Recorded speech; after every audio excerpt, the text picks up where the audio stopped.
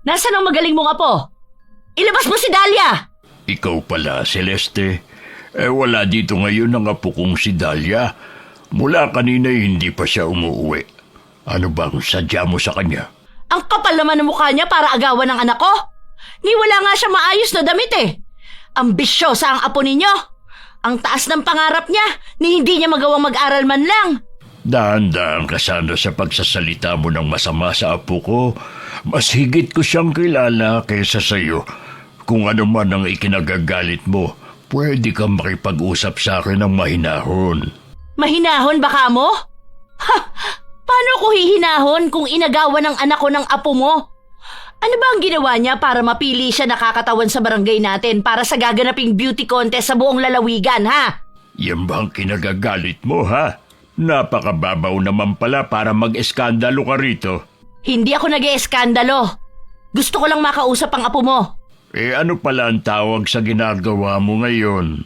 Mula pagdating, sumisigaw ka na. Nasaan ba kasi ang apo ninyo? Ang mabuti pa ilabas nyo na siya. Sinabi ko nang wala siya rito. Yang sinasabi mo, hindi ko alam yan. Malamang hindi rin alam ng apo ko.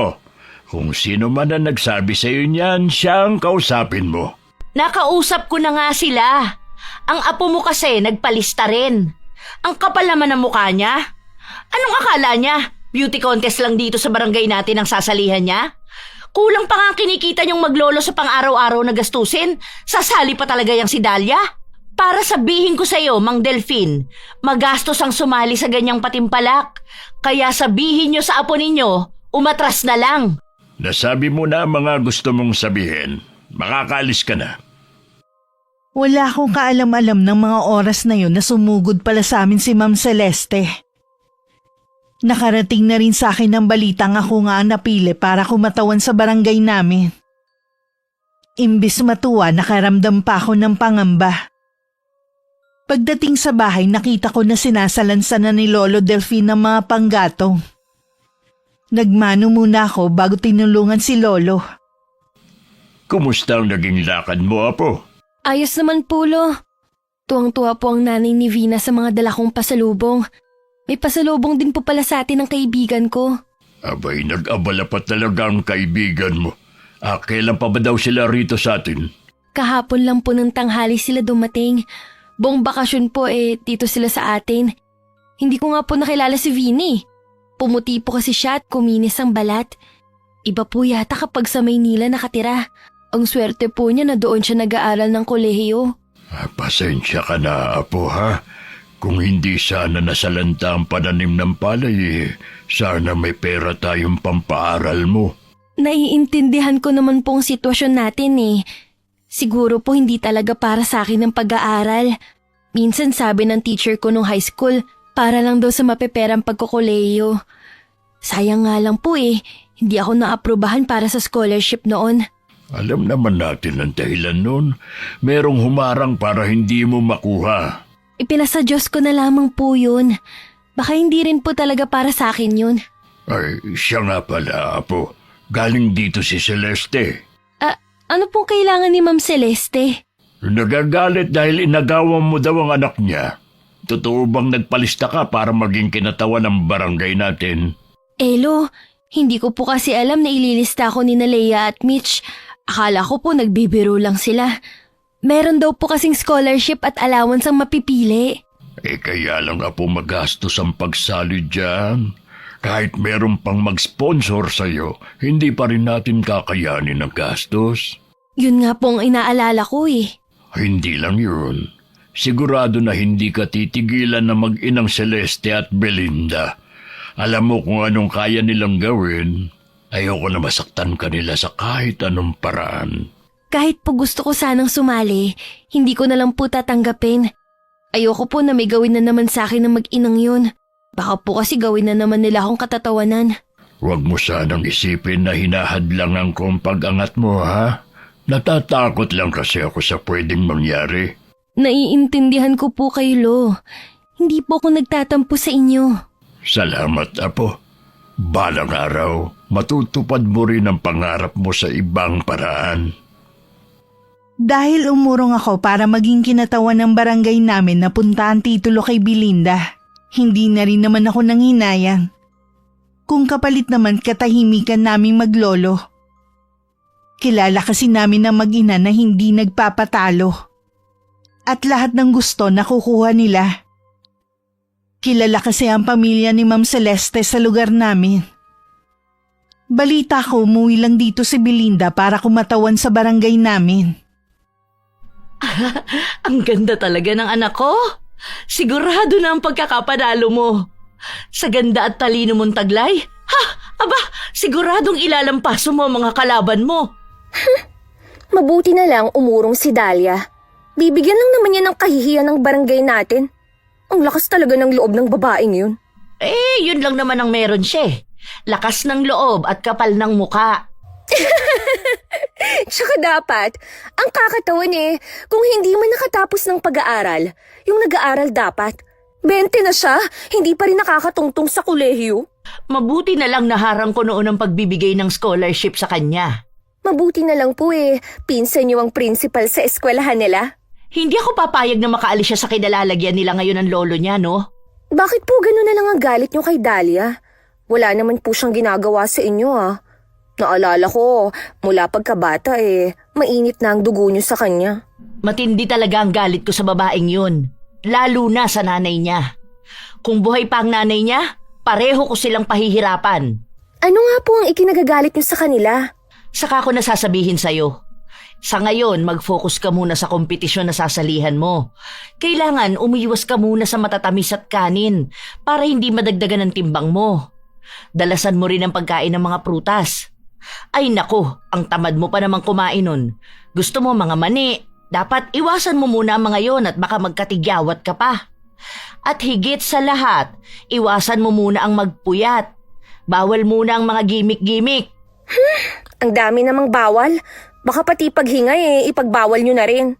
Huwag kang ang OA. Basta sumunod ka na lang sa akin. Para din naman sa iyo ang sinasabi ko. Isa pa pala, iwasan mo magsuplada sa mga kabarangay natin. Kailangan lagi mo silang binabati at nginingitian. Lahat ba sila ngingitian at babatiin ko? Oo, isa yun sa paraan para makuha mo ang suporta ng mga tao. Sabi nyo dati piliin ko lang kung sino ang pakikisamahan ko. Hindi dapat ako nakikisalamuha sa mga mahihirap. Hindi naman porke babatiin mo sila makikisama ka na. Ngayon lang naman habang hindi pa tapos ang kompetisyon. Sige na nga. Hindi ko alam na ang hirap din pala ng ipinapagawa nyo sa akin. Sana hindi na lang ako umuwi. Ngayon ka pa nagrereklamo. Hindi mo man lang pinahahalagahan ng ginagawa ko para ikaw ang tanghali na kakatawan ng barangay natin.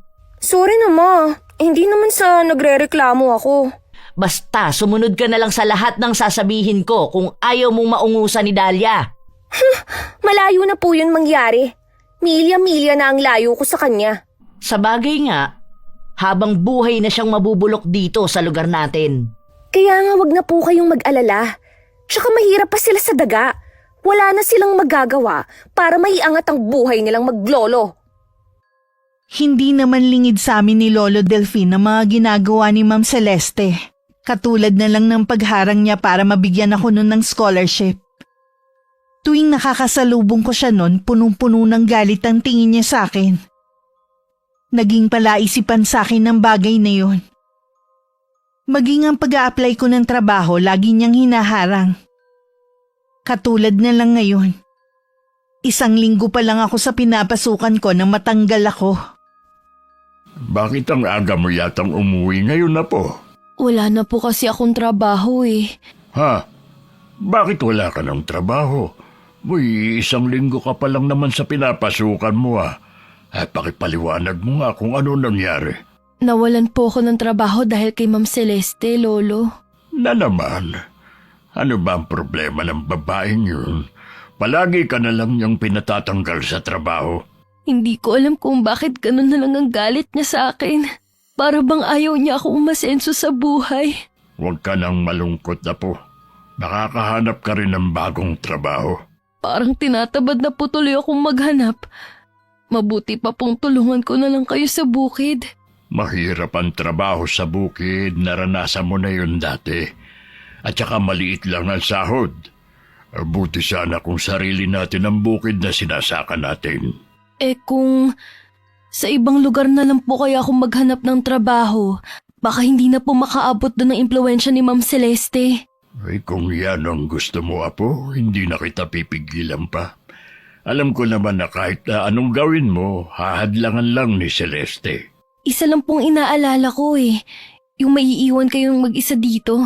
Huwag mo kong intindihin, malakas pa ako at kaya pa ang sarili. Ayoko na rin kasing nakikita kang nasasaktan. Baka kung ano na lang ang magawa ko. May awa ang Diyos, Lo. Makikita rin po niyang paghihirap natin at pagpupursige na lumaban ng patas. Ganyan nga, Apo. Lagi ka lang manalig at huwag mawawala ng pag-asa. Ito nga po pala, binili ko ng ulam ang 1 linggo kong sweldo. Alam kong labis din naapektuhan si Lolo sa nangyayari sa akin.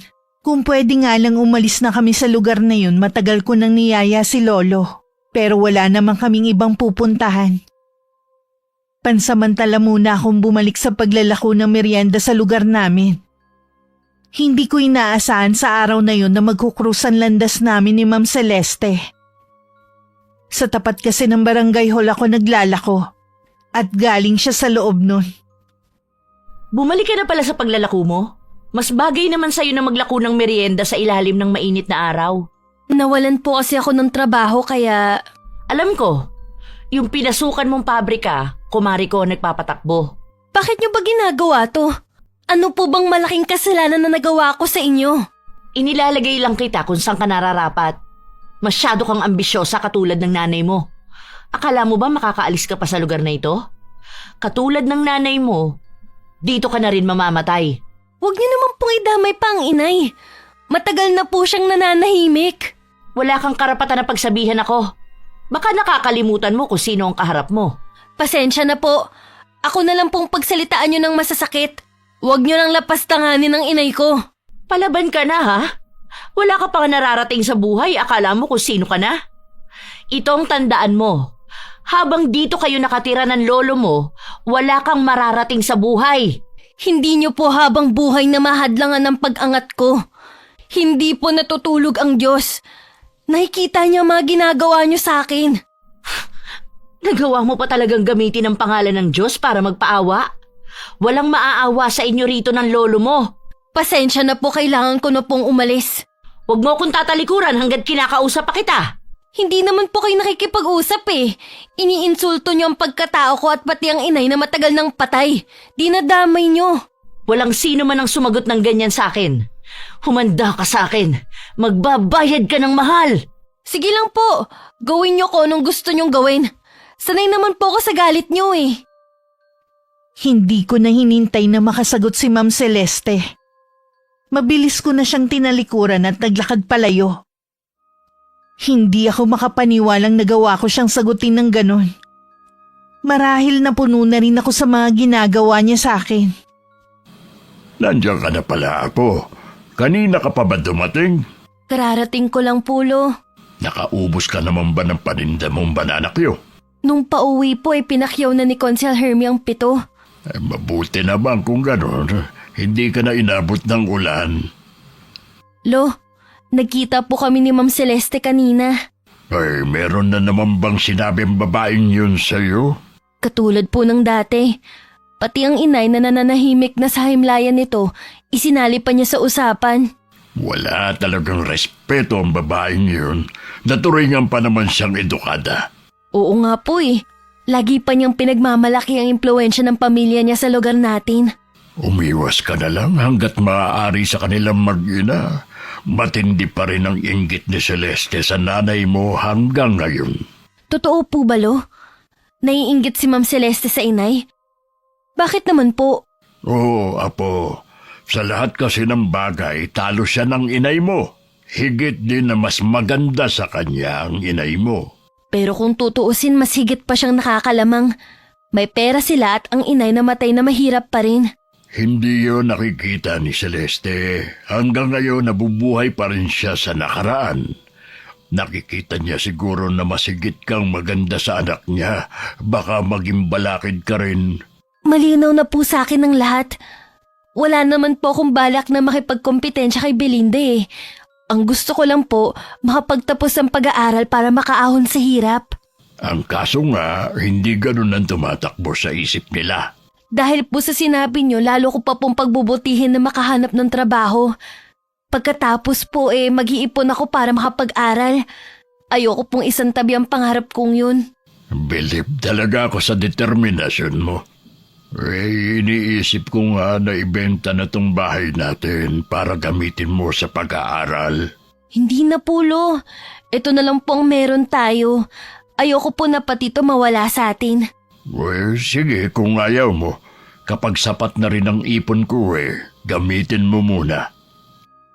Kahit maulan na ng mga panahon na yon, hindi pa rin ako tumigil sa paglalako ng merienda. Humingi din ako ng tulong sa mga kakilala ko na baka may alam silang trabaho na pwede kong pasukan. Nangako naman sila na sasabihan ako kapag may nalaman sila. Kapag ganyang kalakas ang ulan huwag ka na munang maglako ng paninda. Ay, sayang naman. Meron pa naman pong nagpapagawa ng bahay. Lagi pong ubos ang paninda ko sa mga trabahador. Baka naman wala rin silang pasok. Paano sila makakapagtrabaho kung ganyang kalakas ang ulan? Sana naman po tumila na bukas. Sayang kasi ang kita ko eh. Huwag kang mag-alala. Hindi naman habang buhay maulan. Naalala ko nga po pala, sa isang linggo ng contest sa sasalihan na Belinda.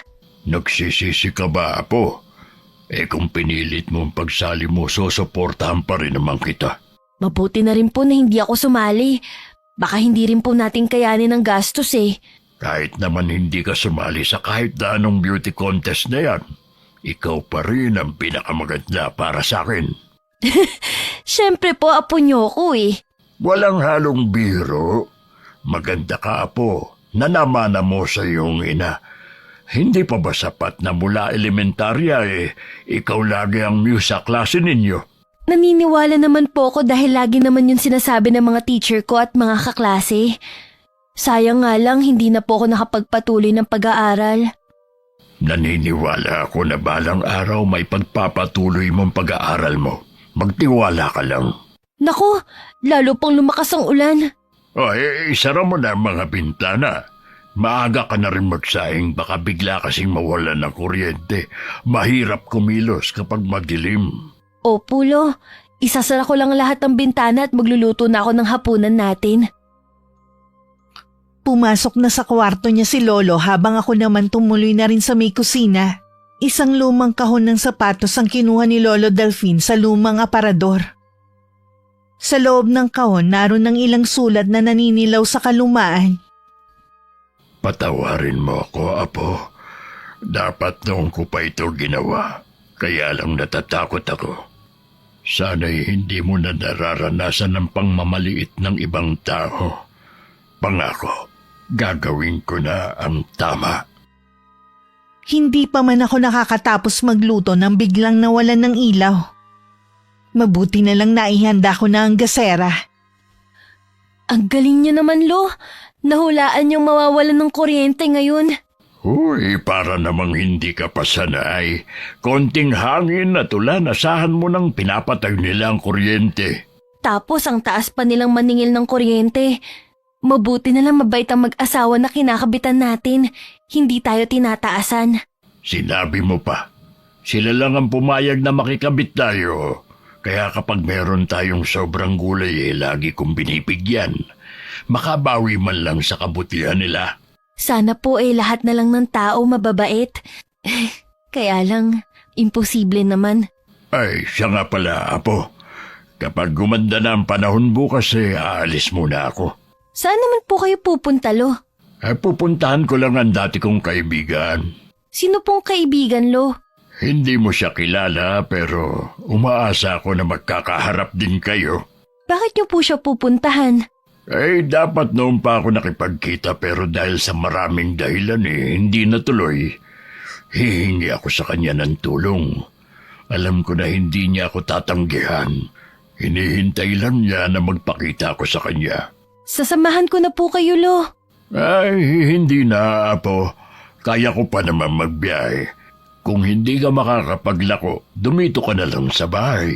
Parang may kakaiba sa inyo ah. Patawarin mo ako, Apo, kung nahadlangan ko ang pangarap mo. Natatakot kasi ako na pati ikaw ay mawala sa akin. Sa pagkakataong ito, hindi na ako magiging makasarili. Kinakabahan naman ako sa inyo. Sino ba yung kaibigan na sinasabi nyo? Siya ang babago ng buhay mo, Apo. Paano naman po mangyayari yun? Saka ka na magtanong kapag nagkaharap na kayo. Sige na. Tapusin mo na ang pagkain mo. Maaga tayong magpapahinga ngayon.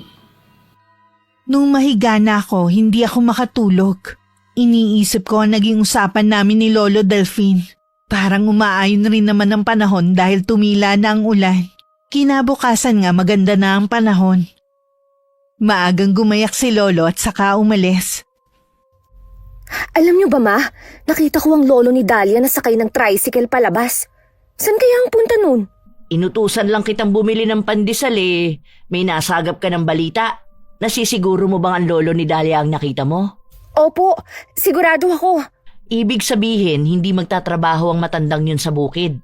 Alam kaya ni paring Joseph ang pag-alis niya? Huwag niyo pong sabihin na isusumbong niyo ang lolo ni Dahlia. Kawawa naman po kung pati siya mawawalan ng trabaho. Mabuti nga yun. Matagal na ako naiinis sa matandang yun. Saka matanda na rin naman siya para magtrabaho sa bukid. Dapat sa kanya nasa bahay na lang. Kawawa naman po si Mang Delphine sa gagawin niyo. Huwag ka maawa sa mga yon. Dapat magalit ka rin sa matandang yon, hindi lang kay Dahlia. Opo, Ma. Siya nga pala, hindi ka kakain ng kanin hanggang mamaya. Ma naman, kagabi pa ako hindi kumakain. Gutom na ako. Kaya nga kita pinabili ng pandesal para yan ang kainin mo. Alalahanin mo, sa 1 linggo na ang kompetisyon. Pagkatapos na ng laban mo, saka ka kumain ng marami. Kahit konti lang, Ma. Gusto ko lang masayaran ng kanin ng bibig ko. Konting tiis na lang anak, para din sa'yo to. Sige na nga po. Ganyan nga, magbubunga din lahat ng sakripisyo natin. Mas lalo kang makikilala at dadami ang mandiligaw mo. Kailangan makahanap ka ng mayamang mapapangasawa. Bakit pa po ako maghahanap ng mayamang lalaki? Marami naman po tayong pera. Ayaw mo nun? Lalo tayong yayaman kapag nagkataon.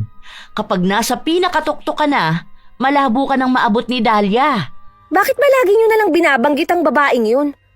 Ma, mananatili na lang siyang tindera ng banana Q, turon at kung ano-anong merienda sa kalye. Kapag nanalo ka sa beauty contest na sasalihan mo, hindi ko na siya babanggitin kahit kailan. Dapat lang, no? Naririndi na ako sa pangalan ng babaeng yun Siya, mag-almusal ka na. Mamaya magpa-practice pa tayo ng tamang lakad. Ma, nasan nga pala yung mga kasambahay natin? Bakit ba mula kahapon hindi ko sila nakikita? Ha? Pinaalis ko na sila. Bakit naman? Hindi na kasi ako kontento sa trabaho nila Kaya hayun, pinauwi ko na sa mga probinsya nila. May kapalit na po ba sila? Oo. Nagpapahanap na ako sa kumari ko. Sige na, kumain ka na. Huwag ka na maraming tanong. Para hindi ako mainip sa paghihintay kay Lolo Delphine, naglako na lang ako ng banana Q. Hindi na rin ako lumayo pa para hindi ako abutan ng ulan. Madilim na naman kasi ang langit.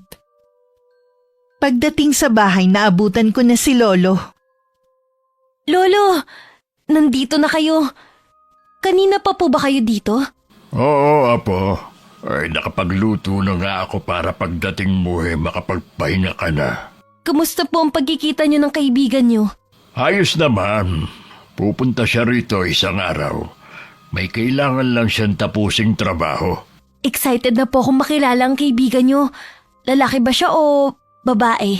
Lalaki, Apo, at kilala siya ng nanay mo. Talaga po? Sa tagal po ng panahon ngayon niyo lang siya nabanggit. Patawarin mo sana ako, Apo, sa bagay na yan. Kapag dumating si Ronnie, tsaka mo maiintindihan ang lahat. Ronnie po pala ang pangalan niya. Siya nga po pala, Lo. Kanina nakasalubong ko si Mang Joseph habang pauwi ako dito. Pumunta daw po kayo sa bahay niya pag uwi niyo. Ay, parang alam ko na ang dahilan. Baka po nagalit dahil hindi kayo pumunta sa bukid ngayon. At saka maniningil na rin siguro sa balanse ko sa kanya. Isa pa nga po yan sa inaalala ko eh. Hindi na po tayo mawalan-walan ng utang. Makakaraos din tayo, huwag kang mag-alala. Kung pupunta po kayo sasamahan ko na kayo. Huwag na, Apo. Dito ka na lang. Sandali lang naman ako eh. Ayusin mo na lang ang mga dala ko. Pinabibigayan sa'yo ni Ronnie. Sige po, Lo. Aayusin ko lang po tong mga dala nyo. Napakarami naman po nito. Buti na bitbit nyo. Wala akong kamalay-malay ng mga sandaling yun na malapit na magbago ang kapalaran ko. Si Lolo Delphine pagkatapos makipag-usap kay Mang Joseph ay malungkot na naglakad pa uwi. Mang Delphine, galing ba kayo kay Joseph? Oh, bakit para kayong nalugi sa itsura nyo? Siguro naman ay magiging masaya ka na. Tinanggal na ako sa trabaho ko. Eh bakit naman ho ako ang sinisisi ninyo? Anong malay ko kung natanggal kayo? Huwag ka na magmangang-mangang pa. Ngayon nakuha mo na lahat ng gusto mo. Tigilan mo na kami ng apo ko. Feeling nyo mga importante kayong tao para pag-aksayahan ko ng oras? Yun na nga ang pinagtataka ko sa iyo eh. Naglalaan ka ng panahon para siraan kami. Sino ba kami? Maliban na lang kung hanggang ngayon ay may inggit pa rin sa puso mo at ipinasa mo yun sa apo ko. Inggit? Naririnig nyo ba ang sinasabi ninyo? Pobre lang kayo para kainggitan ko. Sa'yo pala nagmana ang pagiging ambisyosa ng apo mo eh. Nag-iilusyon kayo na naiinggit ako sa inyo. Kung gano'n naman pala, tigilan mo na kami ni Dahlia. Kayo ang tumigil sa mga walang kwentang sinasabi ninyo. Oras na hindi ka tumigil, hindi mo magugustuhan ang gagawin ko. Aba! Pinagbabantaan nyo pa ako ngayon ha? Nakakalimutan nyo na ho ba kung sino ako sa lugar natin? Kilala kita, pero ako, hindi mo lubusang kilala. Ewan ko sa inyo, Mang Delphine. Nawawala na yata kayo sa sarili ninyong katinuan. Makauwi na nga. Sinira nyo lang ang araw ko. Nalungkot naman ako sa nalaman ko kay Lolo. Kung kailan naman wala pa akong permanenteng trabaho tsaka pa siya natanggal sa trabaho. Ang nakakainis pa may kinalaman na naman si Ma'am Celeste. Huwag na po kayong manghinayang. Baka po inadya na rin para makapagpahinga na rin po kayo. Sa edad niyo po kasing yan, hindi na po kayo dapat nagtatrabaho sa bukid. Manghihina rin kasi ako kapag walang ginagawa. Malawang naman po tong likod bahay natin eh. Diyan na lang po kayong magtanim. Ay, sana naman tigilan na tayo na mag-inang yun. Wala naman pong dahilan para guluhin pa nila tayo. Huwag niyo na ring intindihin ang mga gastusin dito sa bahay. Ako na pong bahala sa lahat. May konting ipon pa naman po ko dyan eh. Mababawasan na naman ang ipon mo nang dahil sa akin. Ganun po talaga. Kaya nga po nag-iipon para sa mga ganitong sitwasyon. Konting tiis na lang, Apo. Hindi mo na mararanasan ng ganitong hirap. Nahihiwagaan na talaga ako sa inyo, Lo, tuwing nagsasalita kayo ng ganyan. Mahiwaga naman talaga ang buhay ng tao. Tandaan mo, Apo, bilog ang mundo. Hindi sa lahat ng oras ikaw ang nasa ilalim. Kung sino ang mapagmataas darating ang panahon, ibababa siya ng Panginoon. Kaya hanggat maaari, lagi ka sanang maging mapagkumbaba. Oo naman po, Lo. Lagi ko naman pong isinasa isip ang mga pangaral nyo. Mabuti naman. Yan lang naman kasi ang may pamamana ko sa iyo kapag nawala na ako sa mundong ito. Huwag niyo po munang banggitin ang tungkol sa pag-alis niyo sa mundong to. Dapat lang na maging handa ka na ngayon pa lang. Alam mong doon na rin ako papunta. Alam ko naman po yun pero wala naman po kayong iniindang sakit. Kaya ibig pong sabihin nun matagal pa yun. Maabutan niyo pang pagkakaroon ko ng sariling pamilya at mga apo sa akin. Ang layo na agad ng narating ng pag-uusap natin. Kayo po kasi Pero dalangin ko na sana abutan ko nga ang mga apo ko sa iyo. Mangyayari po yun. Pahihintulutan ng may kapalang dasal nyo dahil mabuti po kayong tao. Kinabukasan pagkagaling ko sa paglalako, may nadatnan akong bisita sa bahay namin. Isang matangkad na lalaki na mabait ang itsura. Tansya ko nasa 40 hanggang 50 ang edad. Nakangiti at naiiyak siyang nakatingin sa akin. Ikaw na ba si Dahlia? Ako nga po, sino po kayo? Ako ang Tio Ronnie mo. Matagal na kitang hinahanap.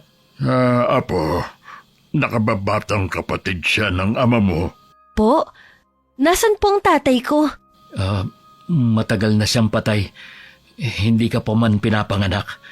Binanggit ka niya sa akin at nangako ako sa kanyang hahanapin kita. Ilang beses akong bumalik sa dati niyong tinitirhan pero wala na kayo doon. Patawarin mo ako, Apo. Kamamatay lang ng nanay mo noon. Ilang beses sumulat ang tiyuhin mo sa akin para kunin ka. Natakot ako na pati ikaw ay mawawala sa akin, kaya kita inilayo noon. Dahil sa akin, kaya ka naghirap. Pero sa pagkakataong ito, itutuwid ko na lahat ng pagkakamali ko. Kahit kailan po, hindi ko po magagawang magalit sa inyo, Lo. Alam ko po na mahal niyo ko. Kung hindi sana sa pagiging makasarili ko, sana hindi mo nararanasan ang hirap sa piling ko. Sana'y nakakapag-aral ka ngayon. Hindi po pagiging makasarili yon. Mahal niyo lang po ko kaya niyo nagawa ang bagay na yon. Salat man po tayo sa pera, busog naman po ako sa pagmamahal at pag-aaruga niyo. Napakabait mo talaga, Apo. Napakalawak ng pangunawa mo. Nagpapasalamat din ako at ang lolo mo na mismo nakipagkita sa akin. Ay, iiwan ko na muna kayong magtiyo para makapag-usap kayo ng sarilinan. Maraming salamat sa inyo, Mang Delphine. Tio Ronnie, totoo po ba talaga na kapatid kayo ng tatay ko? Alam niyo kasi, buong buhay ko po wala akong kilala na kamag-anak maliban kay Lolo. Tiyuhin mo nga ako. Maraming kwento ang lolo mo tungkol sa'yo. Nung malaman ko ang mga pinagdaanan mo, gusto kong magalit sa kanya. Pero naisip ko, sino ba ako para magalit? Ginawa niya lang naman yun dahil sa pagmamahal sa'yo. Sinabi ng lolo mo na gusto mo mag-aral pero kapos kayo sa pera. Ganun na nga po. Yun lang po kasi ang naiisip kong paraan para maiahon ko sa hirap ang lolo ko. Huwag kang mag-alala, makakapag-aral ka na. Hindi mo na rin mararanasan ang hirap ng buhay. Isasama na kita sa pag-alis ko rito. Sasama po ko sa inyo kung kasama ang lolo ko. Nag-usap na kami ng lolo mo tungkol sa bagay na yan. Ikaw lang ang gusto niyang sumama sa akin. Ayaw niyang iwan ang lugar na ito. Pasensya na po pero hindi ako sasama sa inyo. Akala ko ba gusto mong mag-aral? Opo pero mas matimbang pa rin sa akin ang kagustuhan kong makasama ang lolo ko. Naiintindihan naman kita. Pero di bale, kahit saan mo pa gustong tumira, mag-aaralin kita. Salamat po, Tio Ronnie. Tatanawin ko po tong malaking utang na loob ko sa inyo. Hindi na kailangan, Dahlia. May iniwan na pera sa iyo ang tatay mo. Sapat yon para guminhawa ang buhay mo at ng lolo mo. Ano nga ba ang gusto mong kuning kurso sa pasukan? Pangarap ko po na maging flight attendant balang araw. Gusto ko po kasing malibot ang mundo eh. Bagay nga sa'yo maging flight attendant. Maganda at matangkad ka. Sa pasukan, pwede ka na mag-enroll. Salamat po, Tio Ronnie. Sa wakas po matutupad na rin ang pangarap ko dahil sa inyo. Hindi ko alam na sa sandaling panahon lang magbabago ang takbo ng buhay ko. Sa kabila na nangako si Tio Ronnie na ibibigay ang magandang buhay sa akin. Mas pinili ko pa rin na mamuhay ng simple kasama si Lolo. Salamat, Apo, at ako pa rin ang pinili mo. Kaya lang ayaw mo bang maranasan ang buhay sa Maynila? Gusto ko po kung doon ako titira kasama ko po kayo. Kaso ayaw niyo pong iwan ng lugar na to eh. Matanda na kasi ako, Apo. Hindi ko na kayang tumira doon. Mas gusto ko dito dahil sariwa ang hangin at tahimik. Sabi po pala ni Tio Ronnie, ipapagawa niya po tong bahay natin. Hindi na po natin magiging problema na matangayan ng bubong kapag may malakas na bagyo. Siya ang bahala kung ipapaayos niya ang bahay na ito. Pagdating naman ng araw sa'yo naman ito mapupunta. Gusto ko lang po na maging komportable kayo. Yung bang magdamag tayong hindi natutulog dahil sa takot na matangay ng hangin ng buong bahay? At saka hindi na po tayo makikikabit ng kuryente. Basta'y pinauubaya ko na sa'yo lahat. Siya nga pala, Nabanggit mo na susunduin ka dito ng tiyuhin mo bukas. Opo, Lo. Gusto daw niya akong bilhan ng mga gamit. Sumama na po kayo. Hindi na. Gusto kong bigyan kayo ng panahon na magkasama ng tiyuhin mo. Alam ko, sabik din siya makasama ka. Sige po, bibilhan ko na lang po kayo ng pasalubong. Oo nga pala. Ngayon ang kompetisyon na sasalihan ni Belinda. Sana'y manalo siya. Isang karangalan din yun sa barangay natin. Oo nga po eh. Balita ko din po malaki din ang premyo. Maganda at matalino naman si Belinda pero hindi niya mapantayan ang angking ganda mo. Yun ang hindi matanggap ng mama niya. Nasa isip niya siguro yun nung araw na magkakompetensya pa sila ng nanay mo. Ayaw niyang mangyari sa anak niya na maungusan mo. Kahit kailan po, hindi pumasok sa isip ko na makipagkompetensya sa kapwa ko. Tsaka marami na siyang napatunayan kumpara sa akin na mag-uumpisa pa lang. Alam kong magtatagumpay ka dahil mabuti ang puso mo. May pagkakataon din po na nagagalit ako at nakakapag-isip ng masama sa kapwa. Ayoko pong baguhin ako ng pera. Magdasal ka, Apo. Hingin mo sa kanya na huwag hayaan na manaig ang galit dyan sa puso mo. Alam ko nagagalit ka pa rin sa ginawa ng mag-inang yun sa'yo. Naniniwala pa rin ako na mas mangingibabaw sa iyong pagiging mabuting tao. Opo, Lo. Mabuti pa po planuhin na natin kung kailan natin ipapaayos tong bahay. Sigurado po na magtatanong bukas si Tio Ronnie. Sana habang hindi pa gaanong maulan maumpisaan na. Habang masaya kami nagpaplano ni Lolo Delfin, bigo namang umuwi ang mag-ina sa kanilang bahay. Walang tigil sa pag-iyak si Belinda dahil sa sama ng loob. Ni hindi man lang kasi siya nakapasok sa top 5. Wala man lang special award na natanggap. Tumigil ka na nga sa pag-iyak mo. Kanina ka pa eh. Para kang baka na walang tigil sa pag-atungal. Intindihin niyo naman po ko. Hindi biro yung pinagdaanan ko. Lahat ginawa ko. Tapos hindi ako mananalo. Ano po bang kulang sa akin? Maganda ang gown ko. At pinatahi pa natin sa Maynila. Sexy tsaka mas dihamak naman na maganda ako sa top 5. Pero bakit? May palagay ako na nabayaran ng mga judge. Kahit saan kasi tingnang anggulo, walang panama sa ganda at husay mo mga babaeng kalahok. Maghahabla tayo sa kung sino mang organizer ng beauty contest na yon. Ano na lang ang mukhang ihaharap ko sa mga kabarangay natin? Nakakahiya, Ma. Sinabi ko pa naman na sigurado na akong mananalo. Ni isang award wala man lang akong nakuha. Huwag mo munang isipin kung anong sasabihin nila sa pagkatalo mo. Paano hindi ko iisipin, Ma? Kanina, narinig ko na pinag-uusapan ng team natin na sana si Dahlia na lang daw sana ang kumatawan. Sigurado daw nakasama sa top 5. Huwag mo pansinin ang mga sinabi nila. Naghahanap lang ang mga yun ng butas para may masisi. Nanahimik kasi ako sa Maynila eh. Pinuntahan niyo ako para sumali sa lintik na beauty contest na yan. Sana hindi ako napapahiya ng ganito. Kung hindi kita inutusan na sumali, edi sana naungusan ka na ni Dahlia. Gusto mo ba yon? Sana pala, siya na lang ang sumali. Para siya ang nasa katayuan ko. Mas masaya pa sana yun. Meron tayong pinagtatawanan. Pwede ba, Belinda? Tumahimik ka na. Kanina pa sumasakit ang ulo ko, wag mo nang dagdagan. Mabuti pa nga kayo, ulo lang ang masakit. Samantalang ako lahat. Ulo, paa dahil maliit ang sapatos. Pati tiyan dahil tinitiis ko ang gutom. Pagod na ako. Tapos wala man lang akong napala. Tapos na rin naman kaya hindi mo na kailangan magtiis ng gutom. Nakakainis naman talaga, Ma. Tapos purong ngiti pa ang ginagawa ko sa mga taga rito. Iilan lang naman ang sumuporta sa akin. May dala yatang kamalasan ng maglolo na yun eh. Malamang, todo dasal ang ginagawa ni Dahlia para hindi ako manalo. Ayan na nga ang nangyari.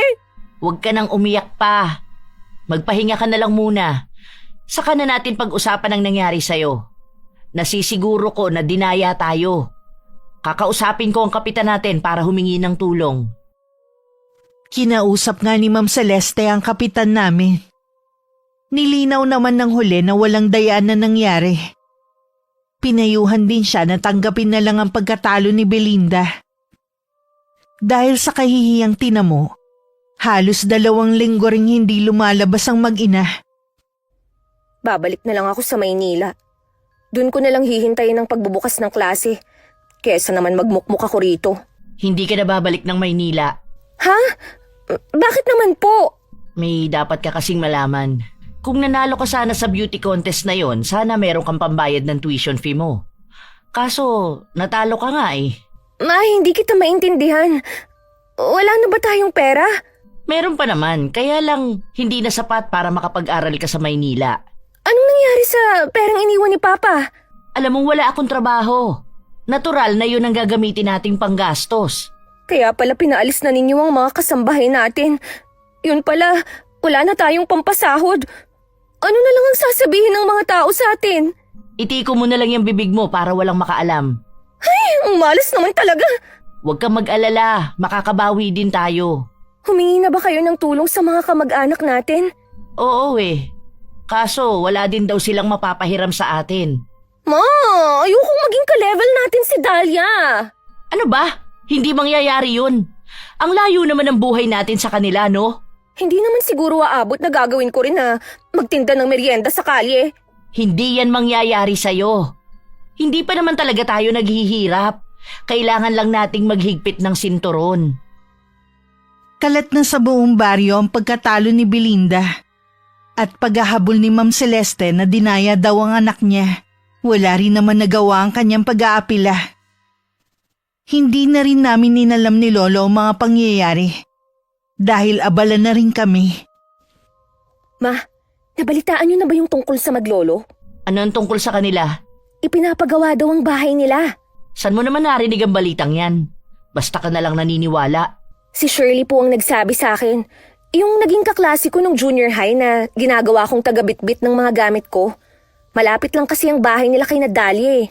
Baka naman ibinenta na nila yung lupa nila at yung bagong may-ari ang nagpapagawa.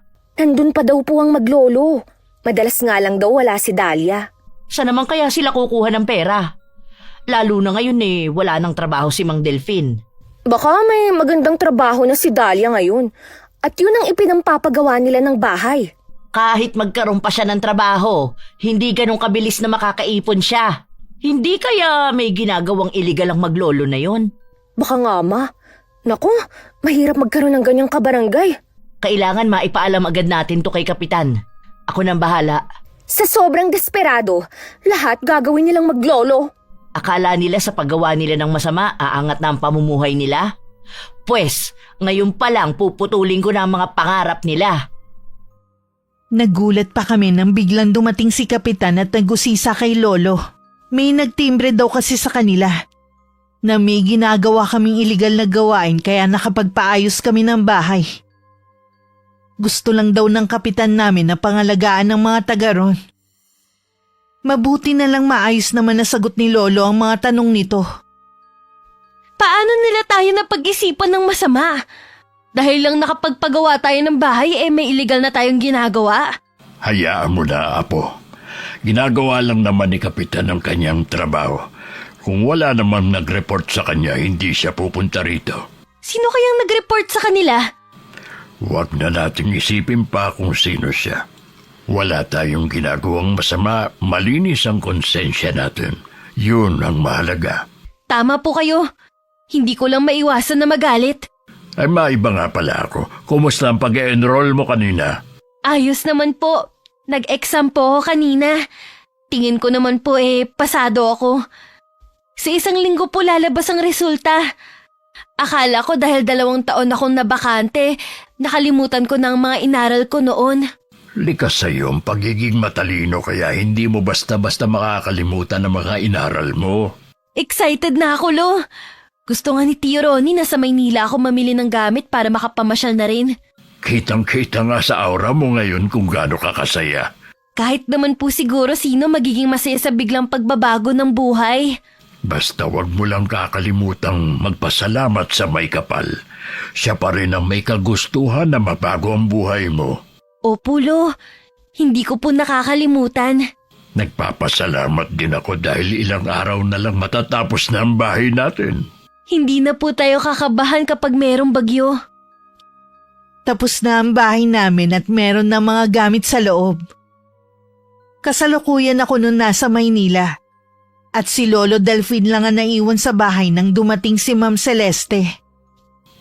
Anong ginagawa mo rito, Celeste? Totoo pala ang kumakalat na chismis na nagpagawa kayo ng bahay. Hindi yun chismis kundi totoo. Nakikita ko nga. Si Dahlia nga pala. Lumuwas ng Maynila at may binibiling gamit. Os talaga? Sa Maynila pa talaga niya naisipan na bumili, ha? Kung pumarito ka para lang insultuhin ang apo ko, pakiusap lang umalis ka na. Porke nakapagpagawa ka na ng bahay, akala mo kung sino ka nang umasta. Wala namang mali sa sinabi ko. Ayaw namin ng gulo ng apo ko, kaya pakiusap lang tigilan mo na kami. Wala naman akong ginagawa, ah. Gusto ko lang naman makipag-usap. Alam ko naman na naiintriga ka dahil sa nabalita mo tungkol sa pagbabago ng buhay namin. Wala naman sigurong masama, lalo na't iisang barangay lang tayo.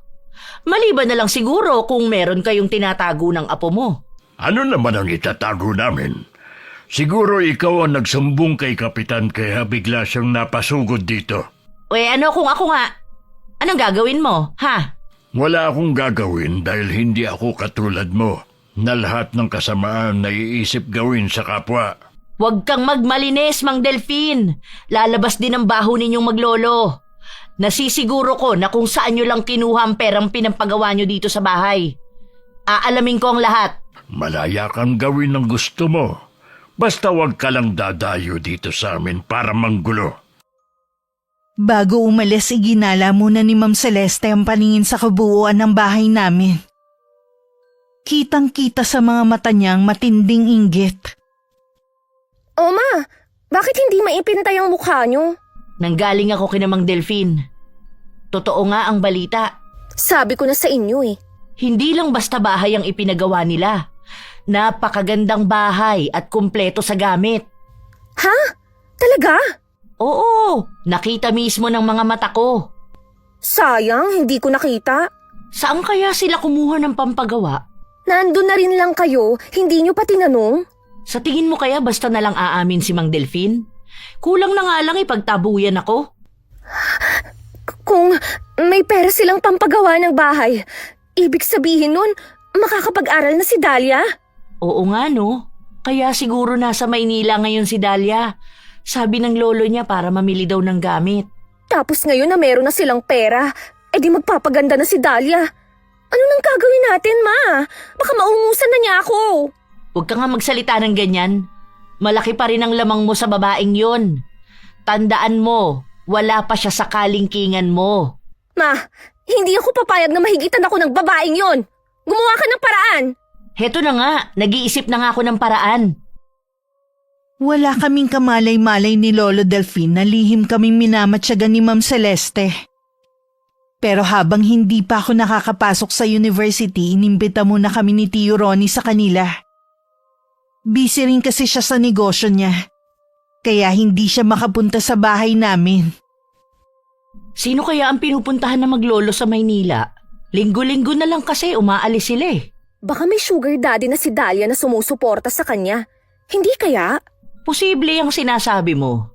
Yun lang ang naiisip ko na dahilan kung bakit sila biglang umangat sa buhay. Ay, kadiri naman pala ang Dahlia na yun.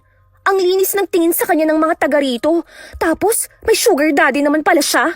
Kaya siguro ayaw magsalita ni Mang Delfin. Pilit niyang pinagtatakpan ang ginagawa ng apo niya. Mga desperado na nga talaga. Gusto instant yaman agad kahit sa maruming paraan pa sila yumaman. Kapag nalaman ng mga taga rito ang baho ni Dahlia, mag-iiba na ang pagtingin sa kanila ng mga tao. Alam mo na siguro ang gagawin ko, anak. Oo naman, Ma. Ako na ang bahala. Ay, Ma, muntik ko na palang makalimutan. Galing pala kanina dito si Tita Kai. Sabi niya, kailangan na raw niya kasi yung perang inutang niyo. Akala mo naman tatakasan siya. Hindi siya makapaghintay kung kailan siya babayaran. Ma, Ako ba makakapag-aral pa? Malapit na kasi ang pasukan eh. Tapos, may balance pa ako sa university na pinapasukan ko sa Maynila.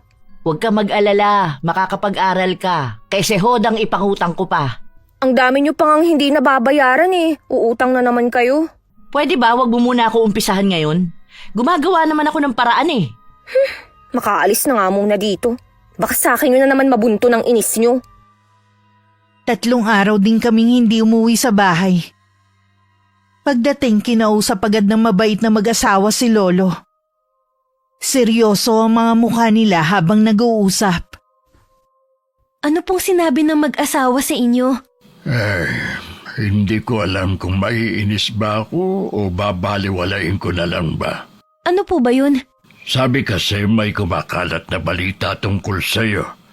Kaya daw tayo biglang nagkaroon ng pera dahil may sugar daddy ka raw. Po, ilang araw lang tayo nawala tapos may ganyan na agad na chismis. 2 tao lang naman ang naiisip ko na gagawa niyan sa atin eh. Ayaw talaga nilang makita na umaangat tayo. Sina Ma'am Celeste at Belinda po bang tinutukoy nyo? Ay sila na nga. Bukod tangi ang mag-inang yun ang may galit sa atin. Sa totoo lang, Lo, masaya na po ako para pagtuunan pa sila ng pansin. Ibig sabihin, hindi ka naapektado sa ginagawa nila? Hindi po, dahil alam ko naman na hindi totoo ang binibintang nila. Lalo mo kung pinabilib, Apo. Akala ko kasi babaguhin ka na ng pera. Lagi ko po kasi sinasa puso ang mga pangaral nyo sa akin. Ay mula ngayon, wag na lang nating silang pansinin, titigil din ang mga yun. Sa 1 linggo na pong pasukan, excited na po talaga ako sa unang araw ng pasukan. Baka naman hindi ka na makatulog yan, ha? Hindi na nga po ako masyadong makatulog eh. Ang ginagawa ko po, nagbabasa na lang ako ng libro. Oo nga pala, habang nasa bahay tayo ng tiyuhin mo, marami kaming napag-usapan. Marami pala siyang magagandang plano sa'yo. Natutuwa ako at alam kong nasa mabuti kang kamay kapag nawala na ako. Elo, nabanggit din po ba niya na gusto niyang tumigil ng matagal dito sa atin? Oo, wala namang problema sa akin. Mabuti nga yun para maranasan niya ang buhay dito sa atin.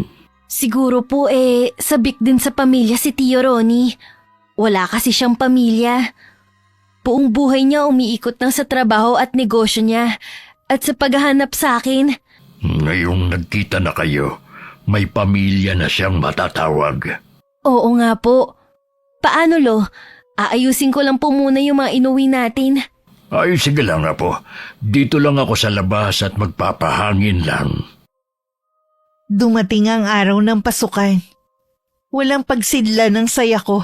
Sa university rin na yon nag-aaral ang mga kaibigan ko.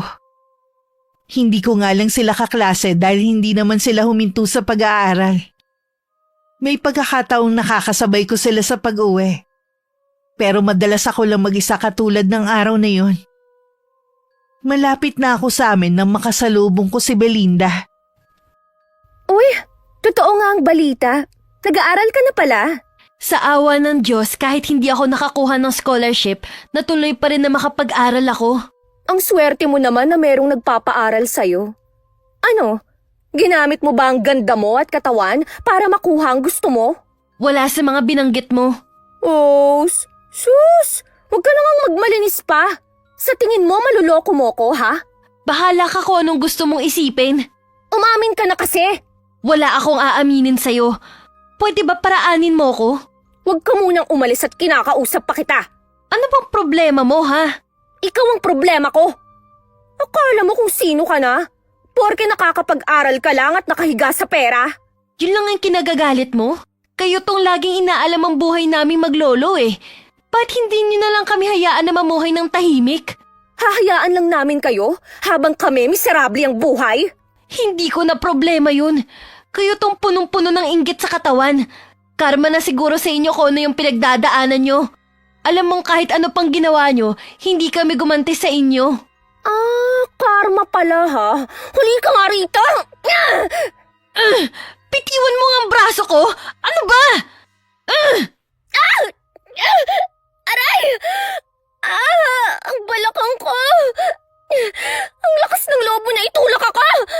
Pasensya ka na. Hindi ko naman sinasadya na maitulak ka eh. Tutulungan na kita makatayo. Huwag kang makalapit-lapit sa akin! Aray ko! Nabali yata ang balakang ko! Hayaan mo na kasing tulungan kita. Ihahatid na kita sa inyo. Huwag ka sabing lumapit! Baka lalo pa akong malasin ng dahil sa'yo! Baka kasi kung mapano ka sa daan. Oras na malala ang nangyari sa akin. Humanda ka sa akin, pokpok ka! Ano tinawag mo sa akin? Pokpok! Kaladkarin at kalapating mababa ang lipad! Ano pa ang gusto mong itawag ko sa'yo, ha? Kaya kayo minamalas na mag-ina dahil sa tabas ng dila nyo. Bakit nasasaktan ka? Totoo naman, di ba? Darating ang araw na pagsisisihan nyo lahat ng mga ginawa nyo. Mabuti pa bilisan mo nang umuwi at mukhang babagsak na ang malakas na ulan. Diyan ka na nga. Buisit na babaeng yun. Aray ko, ang balakang ko, ang sakit! Pagdating, nagmano lang ako kay Lolo bago pumasok sa loob ng kwarto. Doon ko hinayaan na bumagsak ang mga luha ko. Kahit kasi hindi totoo ang sinasabi ni Belinda, may kurot pa rin sa puso ko. Lumabas lang ako nung okay na ang pakiramdam ko. May nangyari ba sa'yo habang pauwi ka rito sa atin? Nakasalubong ko po si Belinda malapit dito sa atin. Palagay ko po galing siya kina Shirley. May sinabi ba siya sa'yo?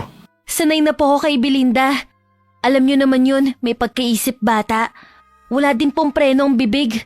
Hindi na ako magtataka kung mapupuno ka rin dahil sa kanila. Naitulak ko nga po kanina eh. Hinila niya po kasi ang braso ko kaya ako siya naitulak. Kasalanan naman pala niya eh. Baka po napasama ang pagkabagsak niya. Hindi naman siguro. Kaya alisin mo na ang pag-aalala mo.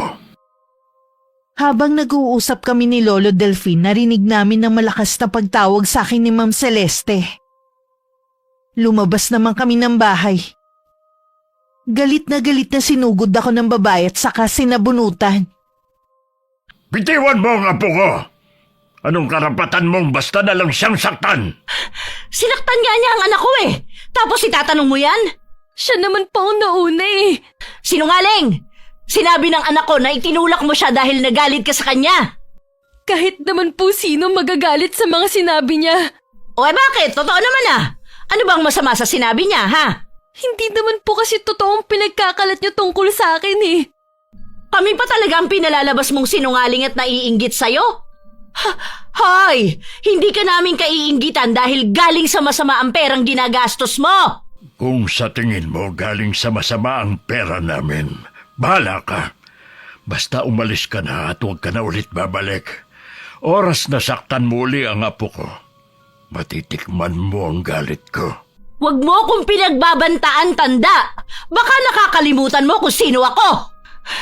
Matagal na akong nagtitimpi sa'yo. Baka makalimutan ko nga kung sino ka. Nakikiusap po ko sa inyo, Ma'am Celeste. Umalis na po kayo. Hindi pa ako tapos sa inyong maglolo. Lalo ka na, Dahlia. Hindi ko mapapalampas ang ginawa mo sa anak ko! Halina po kayo, Lo. Pumasok na po tayo sa loob ng bahay.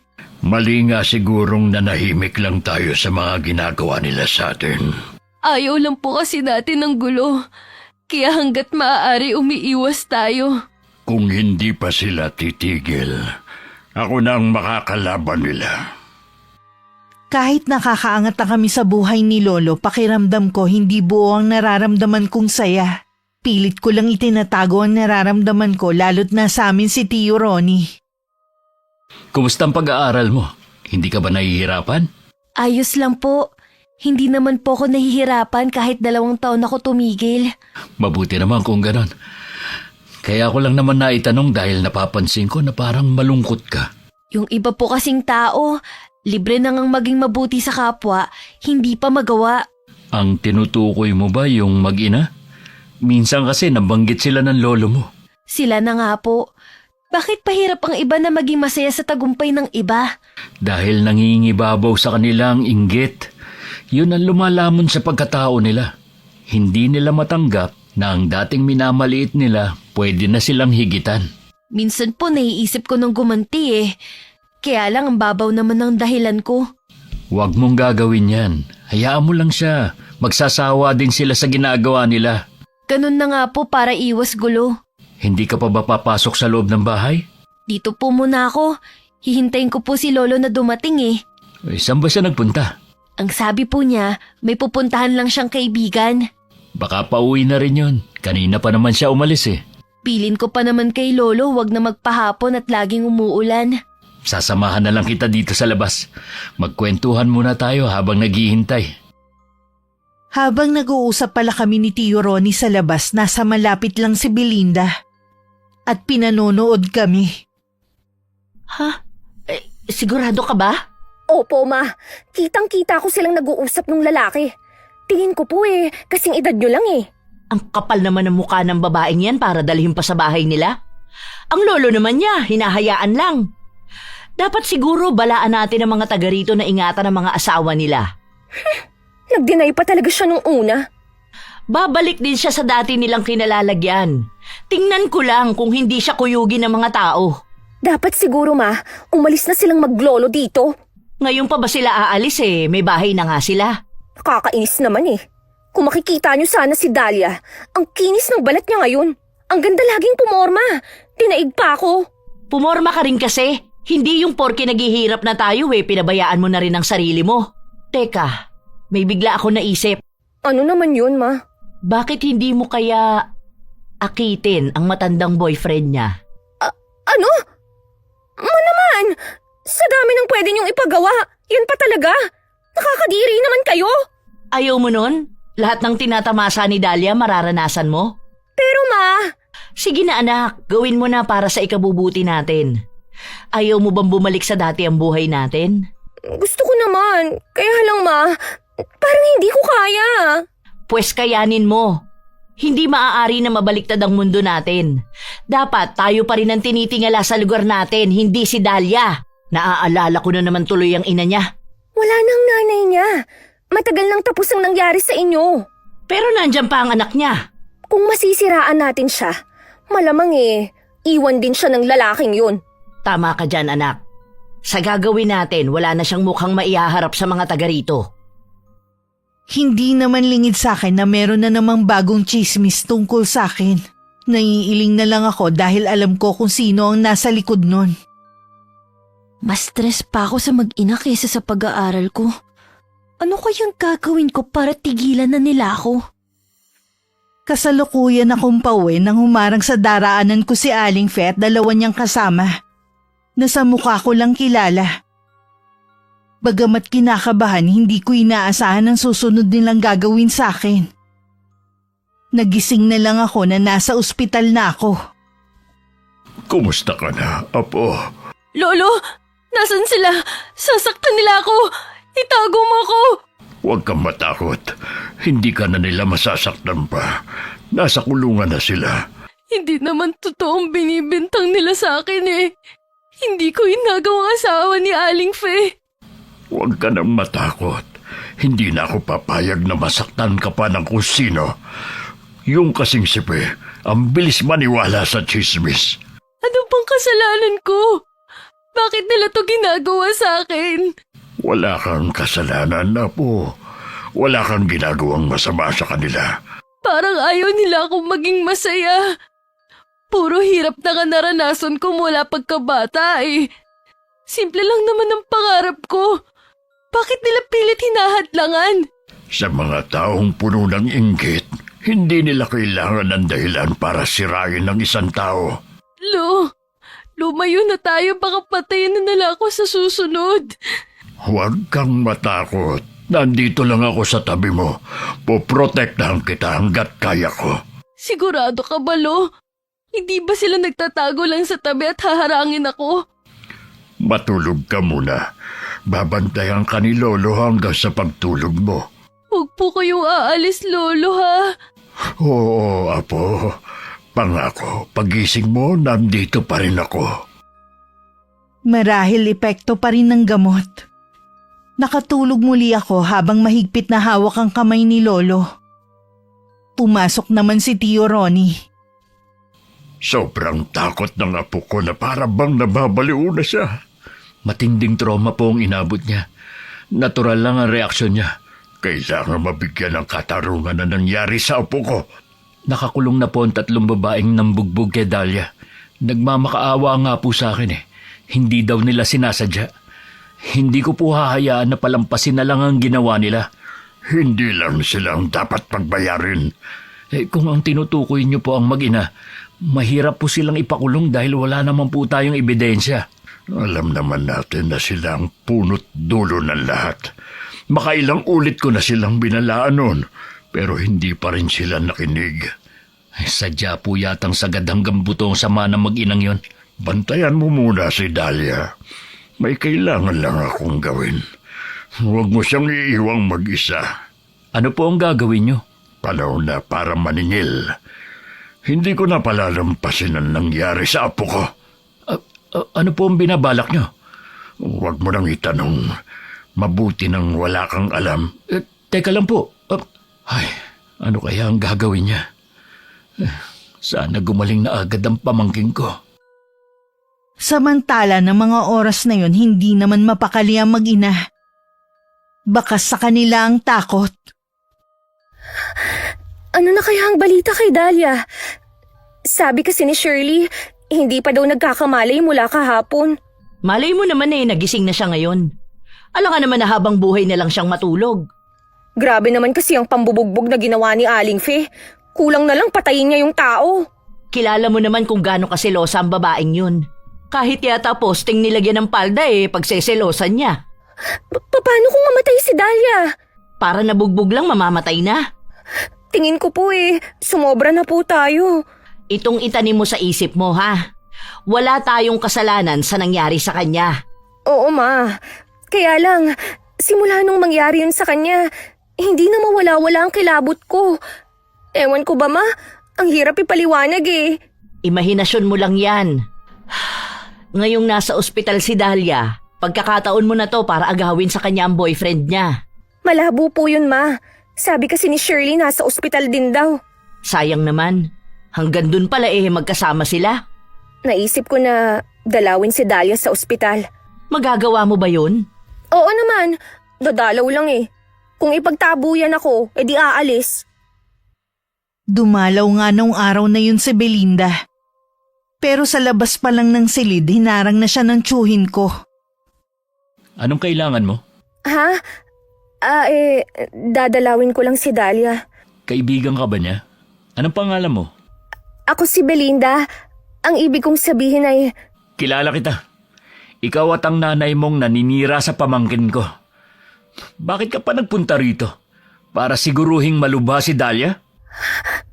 Tama ba ang narinig ko? Pamangkin mo si Dahlia? Kapatid ako ng namatay niyang tatay.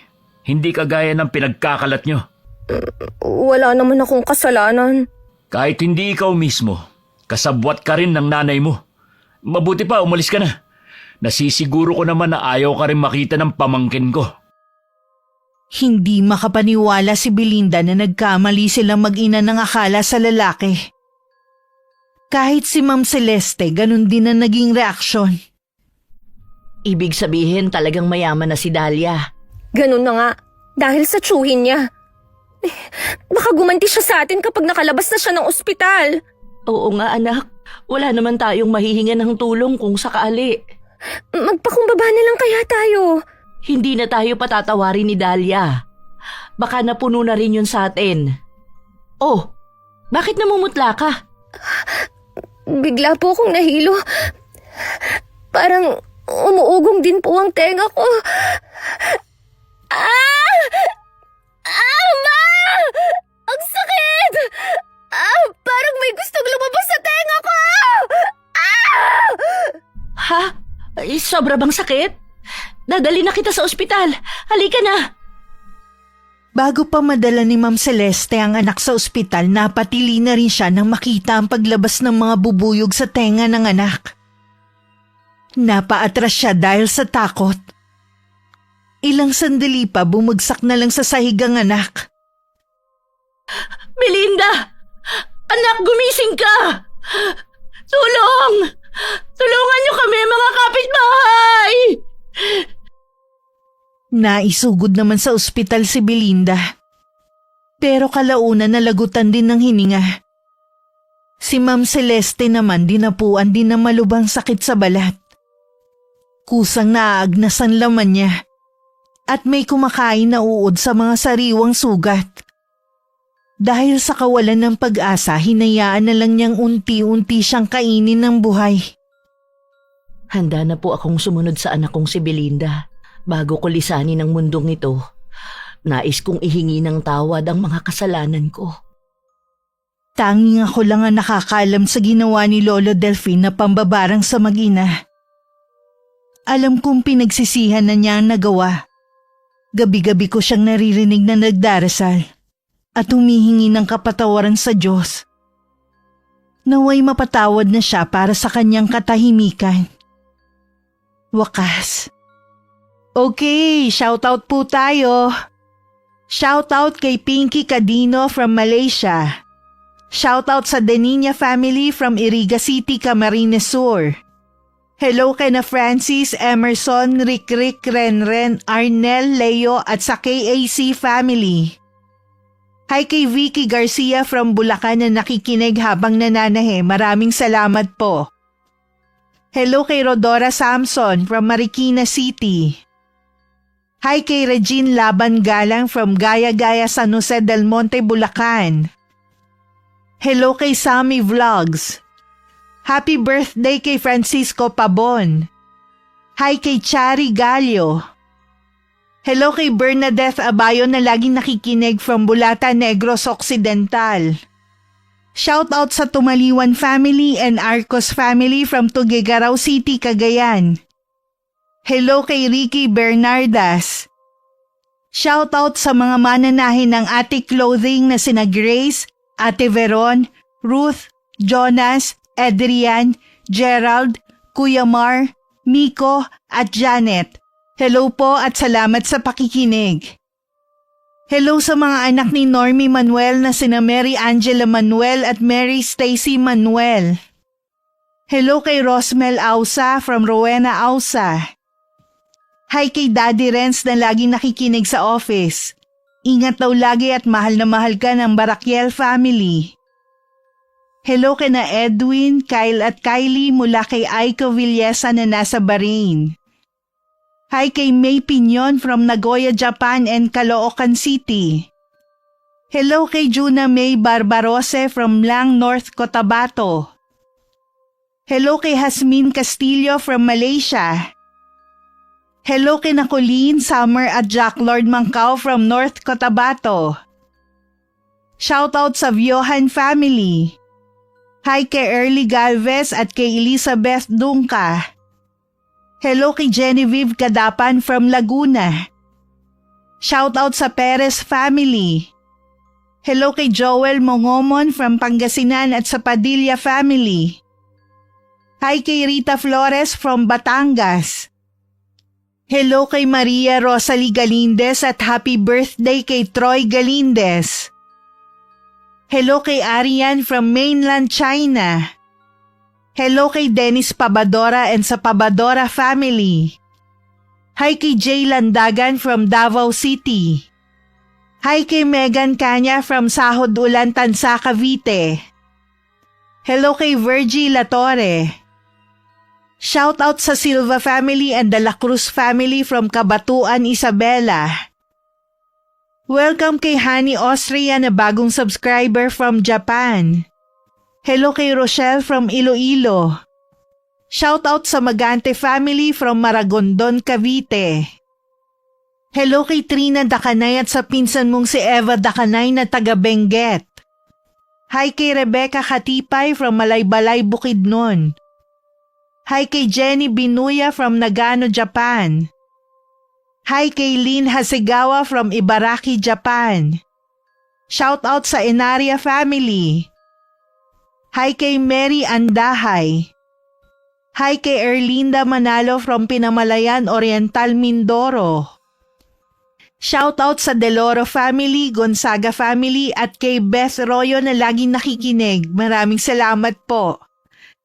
Hi kay Henmer Garcia from Angeles, Pampanga. Hi kay Nanet Carson from Cabuyao, Laguna. Hello kay Riel May Gibaga from Quezon, Bukidnon. And shoutout kina Regine at Rems Turing, Mr. and Mrs. Marites and Dodds Naol, Mr. and Mrs. Adrian and Michelle Patadillo, Mr. and Mrs. Joy Tigbao and Bench Chan, at kay Mr. and Mrs. Boling Plata and Joseph Pleños from Davao City. Maraming salamat po sa pagsuporta nyo at pakikinig. Hanggang sa susunod, ingat, God bless. Nasaan ang magaling mong apo? Ilabas mo si Dahlia!